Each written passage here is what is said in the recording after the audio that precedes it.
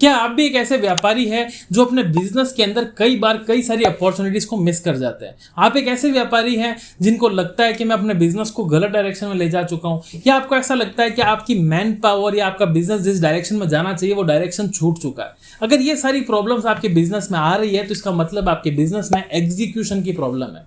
आप जो एग्जीक्यूशन करना चाहते हो वो एग्जीक्यूशन सही तरीके से नहीं हो रहा, और एग्जीक्यूशन गलत होने की वजह से आप अपने बिजनेस के टारगेट्स को तो मिस करते ही करते हैं और कई बार फाइनेंशियल चैलेंजेस को भी फेस करना पड़ता है।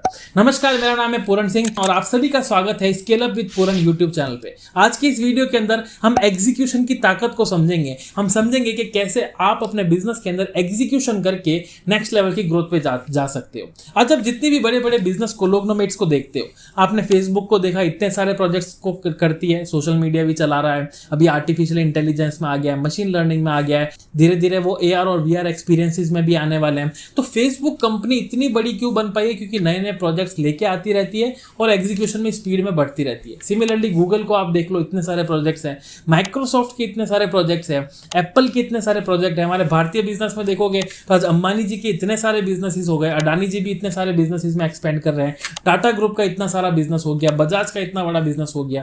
तो ये सारे लोग इतने सारे एग्जीक्यूशंस को कैसे सही तरीके से कर पाते हैं, इसी को समझाने के लिए 5 स्टेप के फॉर्मूले को समझाने के लिए आया हूं। हमारा सबसे पहला स्टेप रहने वाला है वो है गोल सेटिंग। देखो, बिजनेसमैन के साथ सबसे बड़ी प्रॉब्लम पता है क्या है? वो गोल सेट कर तो लेते हैं लेकिन उस गोल को अचीव करने के लिए अकेले मेहनत करते रहते हैं, या फिर कई बार ऐसा होता है कुछ ऐसा गोल सेट कर लेते हैं जो रियलिस्टिक ही नहीं होता, जो अचीवेबल ही नहीं होता है ना। तो सबसे पहले गोल सेटिंग का एक सटीक तरीका समझते हैं, और वो सबसे सटीक तरीका है स्मार्ट गोल्स। स्मार्ट गोल को कैसे डिफाइन किया है? एस का मतलब होता है स्पेसिफिक, आपका गोल एकदम स्पेसिफिक होना चाहिए।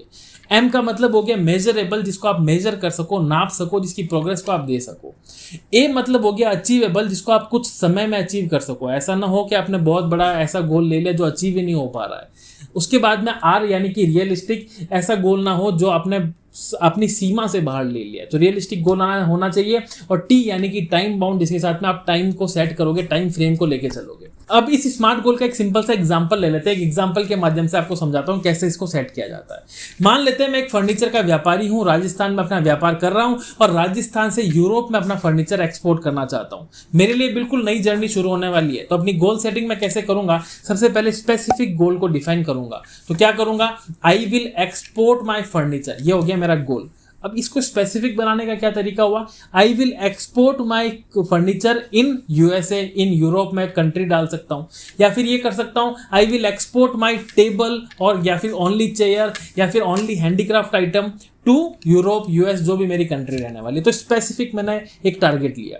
स्पेसिफिक के बाद में दूसरा मैंने आपको समझाया था कि आपका गोल जो है वो मेजरेबल होना चाहिए। तो मेजरेबल यानी कि मैं कितना एक्सपोर्ट करने वाला हूँ, कितने करोड़ का धंधा करने वाला हूँ, मेरे दिमाग में टारगेट क्या है। मान लेते हैं मैं 1 करोड़ का धंधा अगर राजस्थान में कर रहा हूं, तो मेरा टारगेट है कि भाई 1 करोड़ का धंधा मैं बाहर से करना चाहता हूं, एक्सपोर्ट इनकम से करना चाहता हूं। तो आप अपने गोल के अंदर मेजरेबल एलिमेंट जरूर डालें। कैसे डाल सकते हैं? अगर अमाउंट है तो अमाउंट डालिए, नंबर ऑफ शेयर्स डाल सकते हैं, है ना, नंबर ऑफ यूनिट्स डाल सकते हैं, जिससे आप अपना मेजरेबल टारगेट देख सकें। उसके बाद में मेरा गोल जो है वो अचीवेबल होना चाहिए। अचीवेबल के बाद में आता है रियलिस्टिक। रियलिस्टिक यानी कि कहीं वो इंडस्ट्री स्टैंडर्ड से बाहर तो नहीं जा रहा। ऐसा पता लगा कि भाई पूरे यूरोप के अंदर कम से कम 10-15 करोड़ की टेबल्स एक्सपोर्ट होती है, और आपने अकेले ने टारगेट ले लिया कि भाई 10-15 करोड़ का मैं अकेला करूंगा। टारगेट लेना कोई बुरी बात नहीं है, लेकिन पहले चेक कीजिए कि वो रियलिस्टिक है या नहीं। पहला छोटा टारगेट को लेके चलिए, और उसके बाद में टाइम बाउंड में कितने टाइम में करने वाला हूं, तो उस टाइम बाउंड को आप लिखोगे। तो अब अगर मैं अपना कंप्लीट स्टेटमेंट बनाकर बताऊं तो क्या होगा? I will export my furniture to Europe and my target is 1 crore of sales within 3 months. अब यहाँ पे इस पूरे आप गोल स्टेटमेंट को देखोगे तो यहाँ पर स्पेसिफिक भी है, मेजरेबल भी है, अचीवेबल भी है, रियलिस्टिक भी है, और टाइम बाउंड भी है, टाइम को भी बाउंड कर दिया है। इसी तरीके से आप अपने गोल को सेट कीजिए। जब गोल सेट हो गया, अब उसके बाद में हमारा जो दूसरा स्टेप है वो है इस गोल को छोटे छोटे भागों में डिवाइड करना। जो भी गोल आपने सेट किया है, उस गोल को सेट करने के लिए आपके कुछ एक्शनेबल स्टेप्स होंगे। जैसे मान लो मुझे एक्सपोर्ट करना है, तो सबसे पहले मुझे एक्सपोर्ट इंपोर्ट का लाइसेंस चाहिए। दूसरा, मुझे वेंडर्स की लिस्ट चाहिए। तीसरा, जब मेरे पास कस्टमर्स की इंक्वायरीज आएगी तो कॉल के ऊपर कोई हैंडल करने वाला पर्सन चाहिए। तो अपने जितने भी एक्शनेबल स्टेप्स हैं उनको नोट डाउन कर लीजिए। 2 चीजें अभी हमने सीखी, गोल सेट किया, एक्शन प्लान सीखा। अब तीसरा हम सीखते हैं रिसोर्स एलोकेशन। देखो, अगर गोल अचीव करना है तो अकेले दौड़ने से कुछ नहीं होगा, आपको चाहिए आपके साथ में लोग, कुछ ऐसे लोग जो आपको मदद करेंगे इस पूरे प्रोसेस को अचीव करने में। जैसे मैंने एक्सपोर्ट का एग्जांपल लिया, तो एक्सपोर्ट इंपोर्ट के लाइसेंस में मुझे सीए मदद कर सकता है, कस्टमर्स को अपने पास में ऑनबोर्ड करवाने के लिए मुझे मर्चेंडाइजर मदद कर सकता है, कस्टमर से बात करने के लिए मेरी इंटरनल टीम, सेल्स टीम मुझे मदद कर सकती है। तो आपको रिसोर्स एलोकेट करने बहुत ज़्यादा जरूरी है। और रिसोर्स एलोकेशन का एक बहुत अच्छा फ्रेमवर्क मैंने डॉक्टर विवेक बिंद्रा से सीखा था, वही मैं आपको सिखाता हूँ, जिसका नाम है TRATRS। अब ये TRATRS का मतलब क्या हुआ?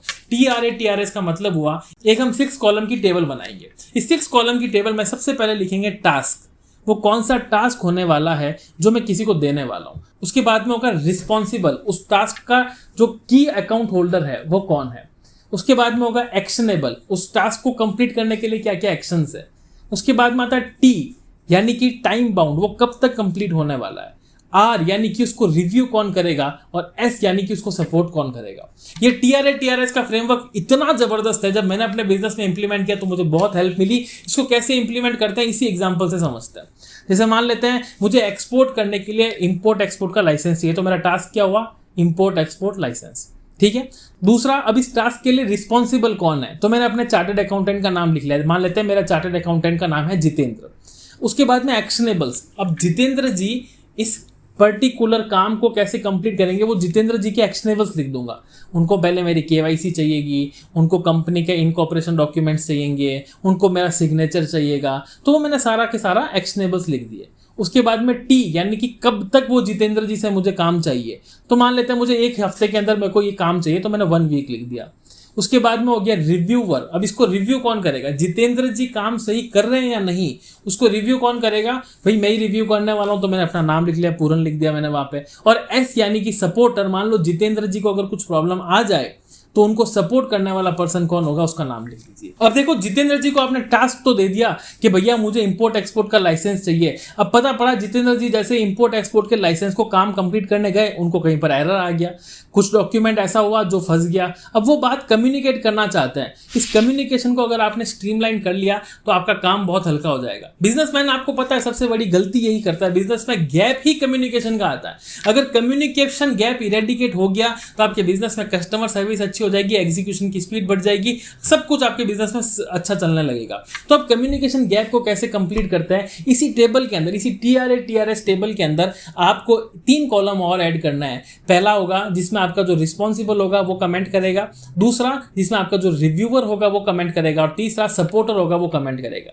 तो जितेंद्र जी जो भी काम कर रहे हैं उसमें रिस्पॉन्सिबल, रिव्यूअर और सपोर्टर तीनों के कमेंट्स आने लगेंगे, तो काम बहुत स्ट्रीमलाइन तरीके से चलेगा, मक्खन की तरह आप अपने बिजनेस में एग्जीक्यूशन कर पाएंगे। 4 स्टेप हम सीख चुके हैं, याद दिला देता हूं। पहले हमने गोल सेटिंग सीखा, दूसरा हमने गोल को छोटे छोटे भागों में डिवाइड किया, तीसरा हमने TRATRS को इंप्लीमेंट किया, चौथा हमने कम्युनिकेशन चैनल बना दिया। देखिए, ये जो 4 स्टेप्स हमने सीखे हैं, इन चारों स्टेप्स को इंप्लीमेंट करने के बाद आपके बिजनेस में एग्जीक्यूशन बहुत अच्छी तरीके से स्ट्रीमलाइन हो जाएगा। 90% एग्जीक्यूशन का काम हो जाएगा, लेकिन एक 5वां स्टेप बच जाता है जब आप मल्टीपल एग्जीक्यूशन के प्रोजेक्ट्स पे काम कर रहे हो। एक CEO के साथ में सबसे बड़ा चैलेंज यही है। हो सकता है वो लर्निंग एंड डेवलपमेंट का भी काम देख रहा हो, साथ साथ में वो मार्केटिंग का भी काम देख रहा हो, साथ साथ में वो अपनी कस्टमर एक्सपीरियंस का भी काम देख रहा हो। तो इतने सारे प्रोजेक्ट्स को एक साथ मैनेज करने के लिए हमारा 5वां मेजरमेंट का स्टेप होता है, वो है kanban बोर्ड। देखिए, अगर आप kanban बोर्ड को आपने अपने बिजनेस में इंप्लीमेंट कर लिया तो आप चेक कर पाओगे कि कितने प्रोसेस आपके बैकलॉग में चल रहे हैं, कितने प्रोसेस आपके इन प्रोग्रेस चल रहे हैं जिसके ऊपर काम चल रहा है, और कितने प्रोसेस आपके कंप्लीटेड हो चुके, खत्म हो चुके हैं। अब जो भी टास्क आपने TRATRS फ्रेमवर्क के अंदर अपनी टीम को एलोकेट किए हैं, उनके साथ में आपने kanban बोर्ड अटैच कर लिया है। अब आपका जो भी पर्सन, जैसे मान लीजिए मैंने इंपोर्ट एक्सपोर्ट के लाइसेंस का एग्जांपल दिया था, तो इंपोर्ट एक्सपोर्ट का लाइसेंस अभी बैकलॉग में पड़ा तो वहीं पड़ा रहेगा। इंपोर्ट एक्सपोर्ट का लाइसेंस अगर इन प्रोग्रेस चल रहा होगा तो जितेंद्र जी इन प्रोग्रेस से उसकी अपडेट कर देंगे। अगर वो प्रोसेस उनका कंप्लीट हो चुका होगा तो वो कंप्लीटेड में चला जाएगा। तो अब आपको क्या करना है, आपको कुछ भी नहीं करना है, केवल kanban बोर्ड को चेक करना है। जितने भी प्रोसेस आपके बैकलॉग में पड़े हैं उसको इरेडिकेट करते जाइए, उसको जल्दी से इन प्रोग्रेस में लाओ। जितने इन प्रोग्रेस में पड़े हैं उनको स्पीड बढ़ाओ, उनकी एग्जीक्यूशन की स्पीड बढ़ा के उनको कंप्लीटेड में लाओ, और जितने भी कंप्लीटेड है उनके सेलिब्रेशंस के लिए काम करो, उसके ऊपर वापस रिव्यू करके चेक करो कि क्या अच्छा हुआ है, क्या और अच्छा किया जा सकता है। तो हमारा लास्ट 6th स्टेप इसमें बचता है, वो है सेलिब्रेटिंग द माइलस्टोन्स। जो भी माइलस्टोन्स आपने अचीव किए, छोटे छोटे छोटे अचीव किए हैं, उसको साथ साथ में सेलिब्रेट कीजिए। 3 चीज़ों के ऊपर काम कीजिए, what went well, What went wrong and what could be improved। क्या अच्छा हुआ है, क्या गलत हुआ है और क्या इंप्रूव किया जा सकता है।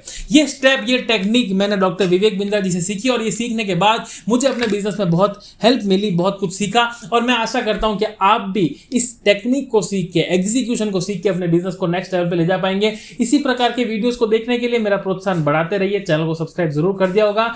और आपके बिजनेस में एग्जीक्यूशन की क्या प्रॉब्लम्स आती है वो हमें चैट सेक्शन में जरूर लिखिए।